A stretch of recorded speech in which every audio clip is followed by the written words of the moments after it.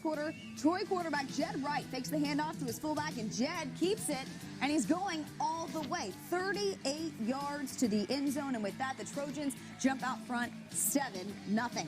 Then after a wide-loosing fumble in their own territory, Troy's Brandon Maddox will run it in from the 1. It's now an easy 13-0 for Troy. Late in the first, right at the Rams 15, he fakes the handoff and passes to Ethan Calkins. A great grab by Calkins for the touchdown.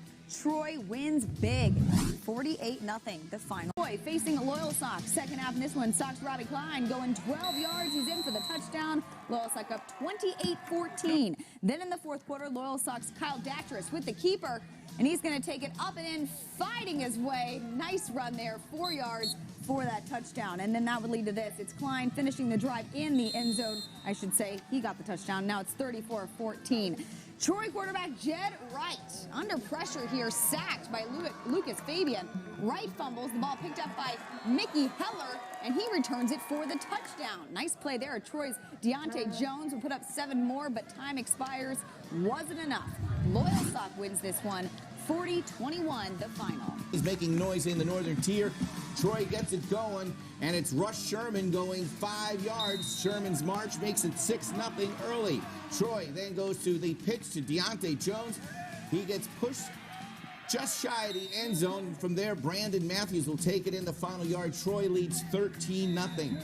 Tawadas quarterback Noah Huff tries to get something going. He fakes the handoff, goes through the line, kind of collides with the ref. Both go down. Both guys would stay in there. That's being tough. Then Huff's pass to Danilo is intercepted by Brandon Maddox.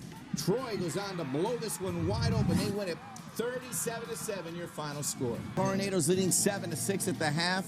Trying to keep it going with the band, getting fired up. Troy, though, comes up with a big stop on defense in the third quarter. Kyle Shooker, big number 50, stopping that one. The Red Tornadoes would have to punt. Then they go with the belly fake. It turns out to be the keeper for Jed Wright. He goes 17 yards, a two-point conversion, no good. Troy is leading 12-7. Mount Carmel tries to pass. Third down, Zach Wasilewski's pass, and it's deflected by Brandon Maddox.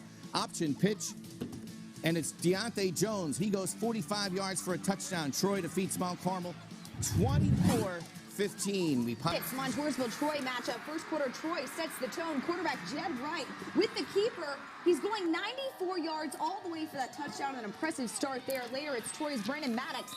6 yards, gets close enough to kick a field goal to make it 10-zip.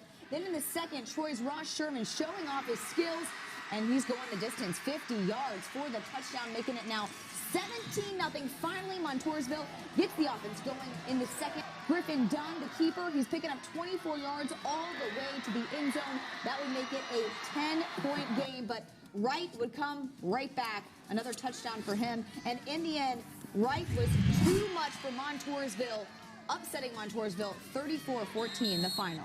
How about Troy? That's It was a total team effort, I think. We had different guys make plays at different times. Our defense is something that, in my opinion, has been a little bit underrated because people like to talk about our offense. But this has become a pretty good defense, and I think they proved that here tonight. Real proud of our kids. They came off the ball. We didn't have many mistakes, and that's the key to winning football games.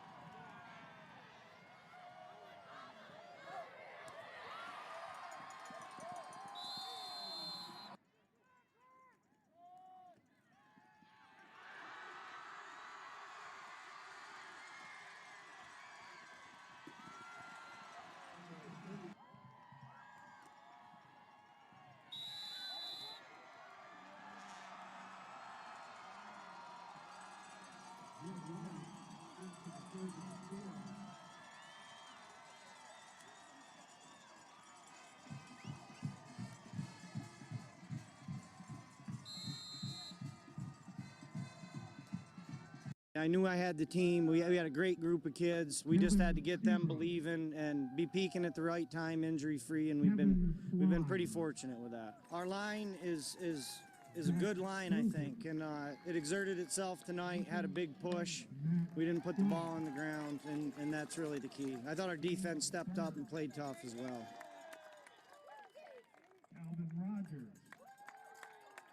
Alive this week in the season. Yes. Now, Charlotte's trying to explain to me what sports is. I clearly am not very. I'm just going to call myself out because I don't That's really. okay. You're right, though. You're here to tell me what's going on in the sports Entering world. the weekend, we had 4 teams live. 2 of our teams won last night, so we have 1 more playing today. After winning their first district championship in 25 years, the Troy Trojans advanced into today's state quarterfinal, with head coach Jim Smith commanding the sidelines and quarterback Jed Wright running the show on the field. The Trojans were hoping to win the battle against Berks Catholic this Saturday. And there they are, the District 4 champions entering the Endless Mountain Stadium at Towanda. First play from scrimmage for Berks Catholic. The sweep to the right side. Chris Warren runs past quite a few guys there, and he's going 70 yards, showing off his speed. He's not stopping till he gets to the end zone. Extra point no good, so it's 6-0 Berks Catholic on top. 4 minutes to go in the first quarter. Warren again, this time going 31 yards all the way in for the touchdown, and it's 13-0 Berks Catholic on top. Second quarter, it's now 20-zip. More Berks Catholic. Marcus Wilson down to about the 1-yard line there. Then it's Wilson scoring from 5 out, and in the first half, it was 26-0 Berks Catholic leading. Second half, it's Pop Lacey. 46 yards all the way in for the touchdown. With that, it's a 33-0 game. Troy would add a late touchdown in the fourth, but it wasn't enough to win this one. Troy's season ends today. 33-6 the final. Steve Lloyd caught up with Coach Jim Smith after the game. I knew going into this we were a pretty good public school. We hadn't played any of these private schools. They have a different set of rules than we play by, and I wasn't sure, how we'd match up. And today I don't think we matched up very well. They had some athletes out there we couldn't deal with, and they're deep.